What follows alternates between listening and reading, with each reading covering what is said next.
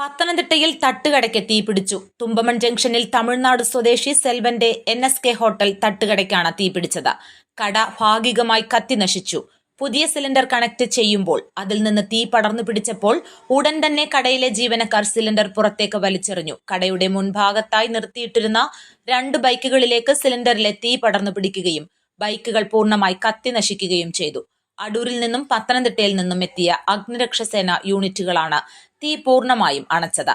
സമീപത്തുള്ള സ്റ്റേഷനറി കടയിലേക്ക് തീ പടരാതിരുന്നത് വൻ അപകടം ഒഴിവായി. തട്ടുകടയിൽ ഭക്ഷണം കഴിക്കാൻ എത്തിയവരുടെ ബൈക്കുകളാണ് കത്തി നശിച്ചത്. News bureau, Adoor.